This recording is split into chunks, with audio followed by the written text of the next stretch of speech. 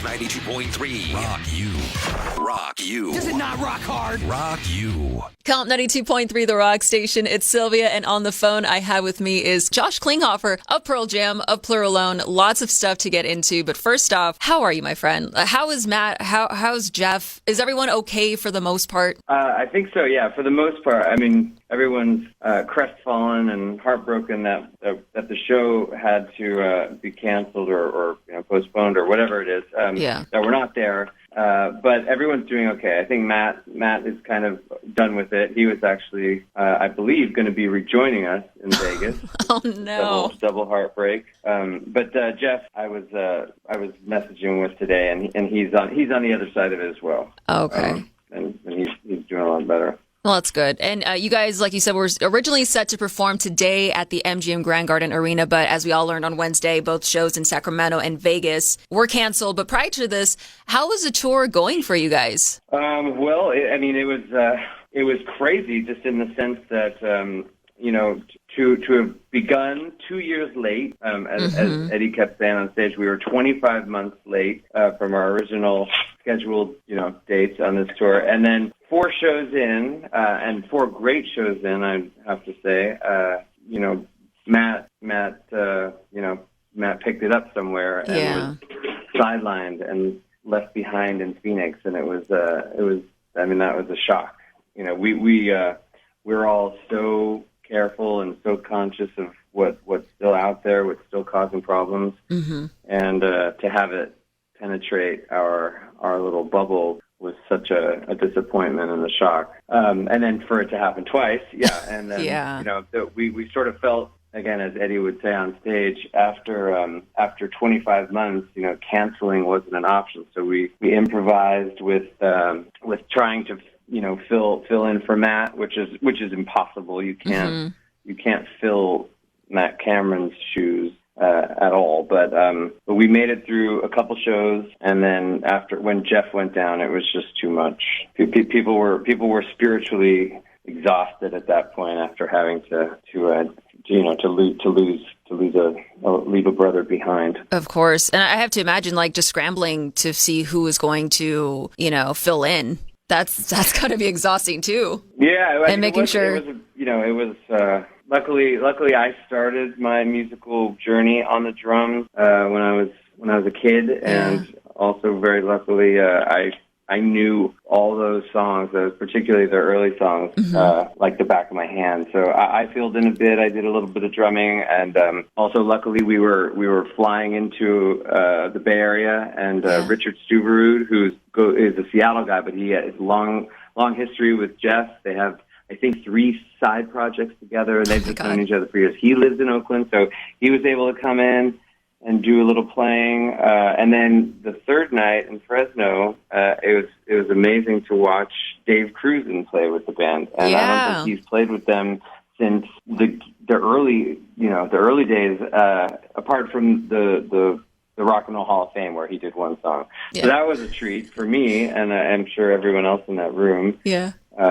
And I know it was a treat for the guys. Like the band, they hadn't really got to connect with him like that since over 30 years. So they were planning on doing it again in Sacramento, and that didn't happen. So there's just a lot of ups and downs. So now during the tour, like you said, Matt Cameron was the first to test positive for COVID. You filled in for drums, and then your band Pluralone was set to open. What is it like to not only play for a band like Pearl Jam, where I've read you were a fan of them since you were a kid, but to be like, oh, you guys need a drummer? I got you. But to also open up for them, I mean, all of that has got to be a trip. What's been your experience? Well, it's there was something that was sort of counterbalancing about opening the shows as well, because when Matt went down and there was a scramble to figure out what songs to play and to do some drumming, I didn't have too much time to think about my own opening set. Okay. So I found 2 of those shows to be really freeing, and I was just sort of like, okay, well, it's just all bets are off now. So I was just actually quite free during my performance to have fun, because my mind was sort of elsewhere. For Pearl Jam. Yeah, and but honestly, the opening slot, which is actually just myself, Yeah. I am alone up there. For the most part, actually, I've been really lucky to have Stone Gossard join me for a song, and Jeff Ament will join me here and there. So I'm not always alone up there, but for the most part, I'm playing by myself, which was at the beginning of the tour very nerve-wracking for me. But I quickly sort of fell into a rhythm, I think, and I was enjoying it. Before this tour, I had only performed by myself once, and that was at the Ohana Festival last September. So my experience doing this is all rather new and pretty kind of exciting to put it mildly, but it's also very nerve-wracking at times when you're a little underprepared with this or that, because it's just been nonstop working with Pearl Jam, or before that doing Eddie's solo tour and finishing this recent album I put out. So it's kind of full on lately, but I never for a second am I complaining about that. I sort of wouldn't have it any other way. No, of course. So when you started Pluralone, have you ever performed in front of an audience, as big as Pearl Jam, or is this like your first time ever? Yeah, it's my first time ever, because that project and that name was born in late 2019. When I was still playing with the Chili Peppers. So the first album came out in November of that year, of 2019. And then I think, November 2019. Yeah, so I was about to go on tour with Pearl Jam at that point, but then the pandemic began. So there was no playing live. That's right. And at the time, as I say, I was in the Chili Peppers, so it was something of a side band, a side project. And it's never been a band. It's actually just been me. I hadn't had the opportunity to perform live, except for that one at the Ohana Festival. So yeah, it's all new, and it's all just beginning.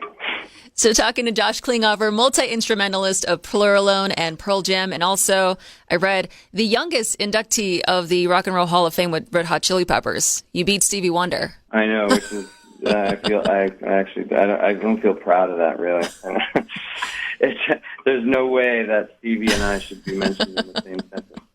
So speaking of Pluralone, you recently released This Is the Show, your new album, back in March. Heard the song Offend, loved it.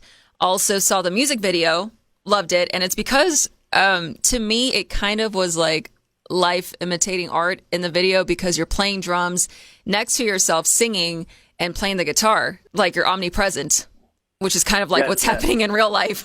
Yeah, and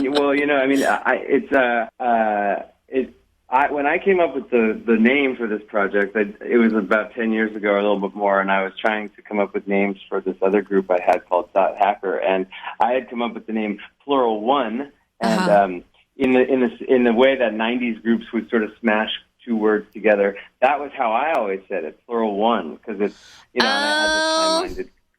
Yep. I had this high-minded concept about it, but then the fact that alone really stands out to the eye. You can't help it. I know, I can't. The fact that you say it like that, it's never been a problem for me when I'm fascinated by the fact that the alone sticks out far more than plural one.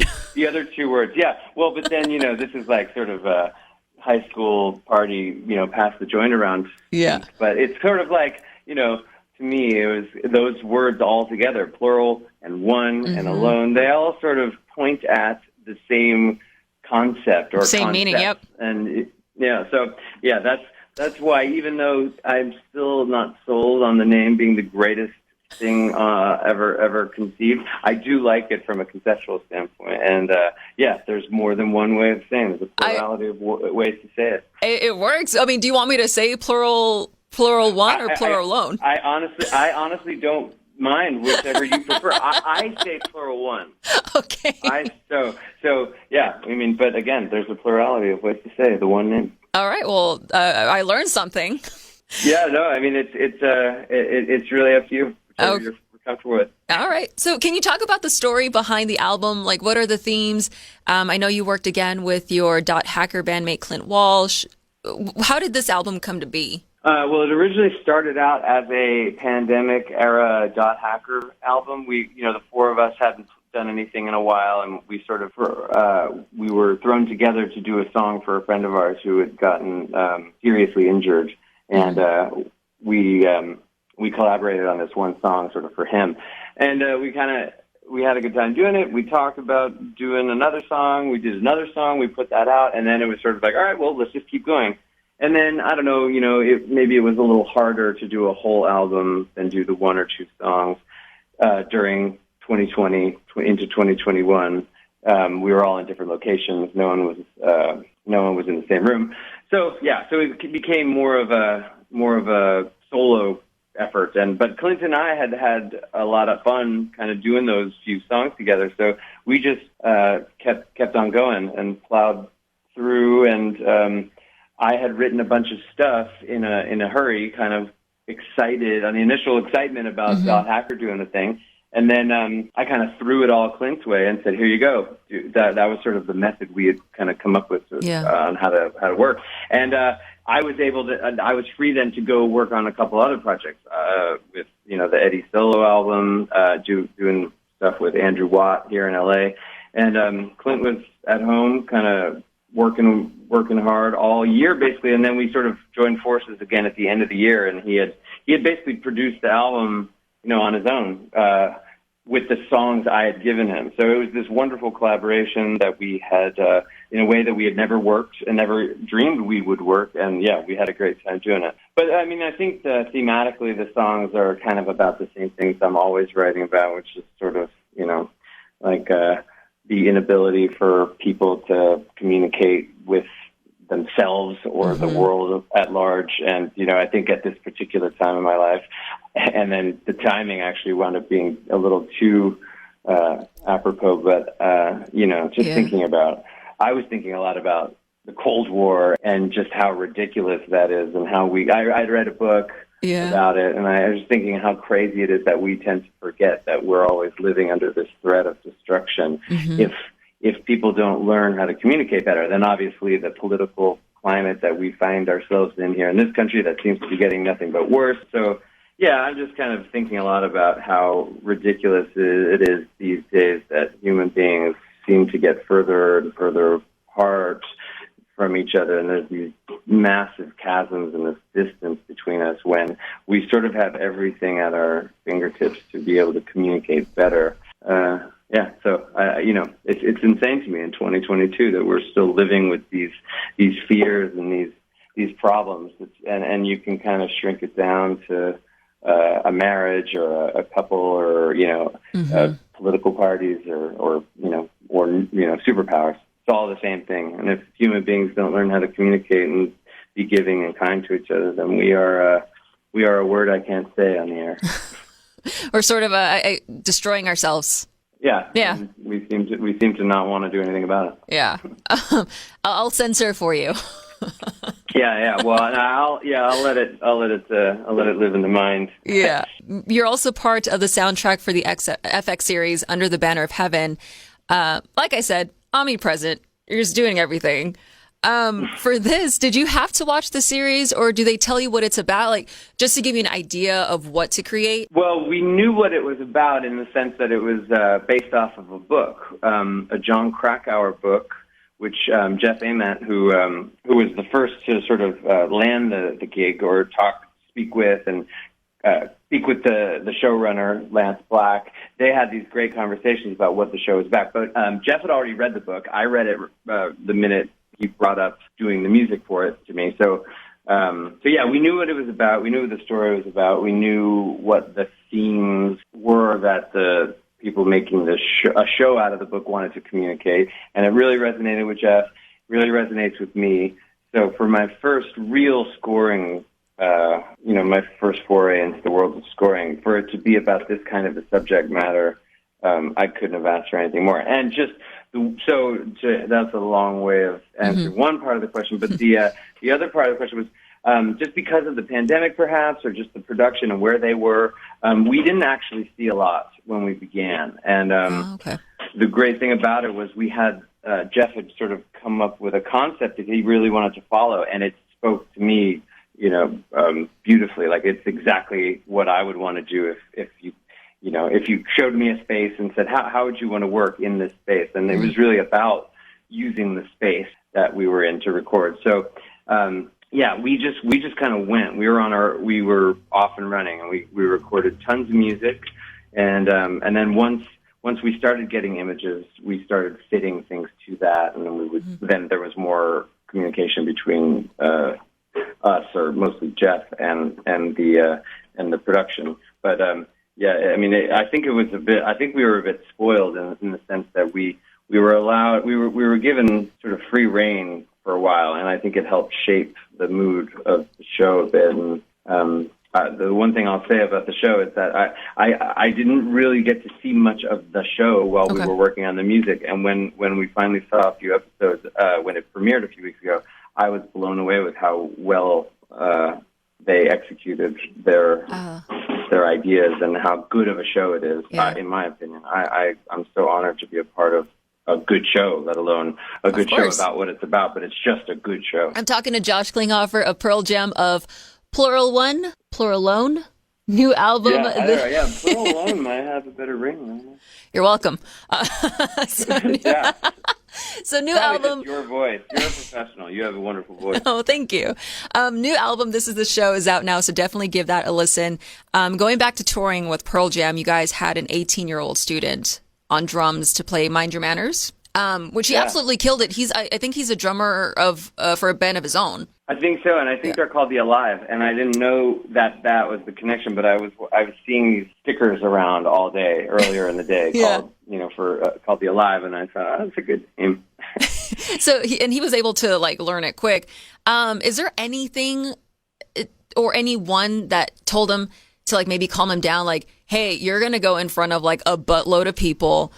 He's this is what you have to do, or this is what you got to think about, or how did you maybe calm his nerves if he was nervous? Well, I actually tried to make a joke that didn't land because, I think he knew the song pretty well. He's a fan, and he had it down pretty well when he came in and did a few run-throughs with the band beforehand.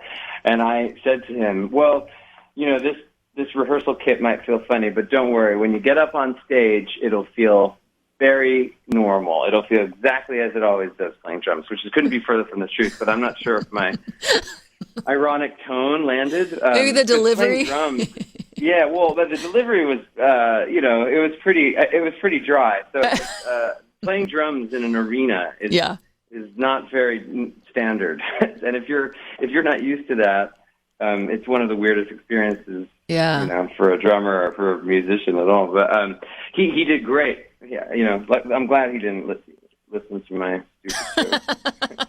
And also funny to note that I heard that he had skipped a class or he skipped a test to do this, which got me wondering. He goes to school at 9:00 at night? No, well, something to record, to rehearse with you guys. Oh, okay. I don't think he goes to school at 9. I'm sorry? Oh, yeah. Maybe I said he was down there right before we played. Oh. I mean, he could have been to school that day and still made the show. Well, I think something happened. But what the thing the thing is, it got me thinking, what was something or is something that you would skip a class for? Or anything for? I skipped 2 years of classes. Did you? I didn't quite get to the finish line there. So, I used to ditch class and just read Mother Love Bone liner notes. Oh, that's awesome. And temple and practice my handwriting, which still to this day I'd say is heavily influenced by Jeff Ament. Because my thing would be, and this is, I think, the most badass thing that I've probably ever done was skip a journalism class to go meet Chris Cornell, because he was in our lobby playing with Ben Shepherd. What, the two of them were just playing? They were playing in your lobby? Yeah, we would have acoustic performances in our lobby, and we would have a really intimate setting, a couple of listeners and their guests. And then one year, and this I think it was back in 2012, Ben Shepherd and Chris Cornell came into the studio and they played some acoustic songs. We couldn't record it, sadly, but I have a picture and it looked like a ding dong. But that's kind of why I skipped journalism class. Oh my goodness! Well, I'd love to see the picture. I will. I'll send it to you. We'll get it off air. We'll figure it out. I want to see that. Oh, thank you so much, Josh, for taking the time to talk to me. I'm super bummed that Vegas will be missing Pearl Jam because I was going to go and it would be my first time seeing Pearl Jam. But we're wishing Matt and Jeff a speedy recovery. And we hope that you guys will come back to Vegas soon because I think it's been a minute. And congratulations on your album, This Is the Show. And we will hopefully see you very, very soon. Thank you. Yeah, I do too. And I hope they swing back around too. And it's a brand new arena, more or less. So, go check it out. KOMP 92.3. Rock you. Rock you. Does it not rock hard? Rock you.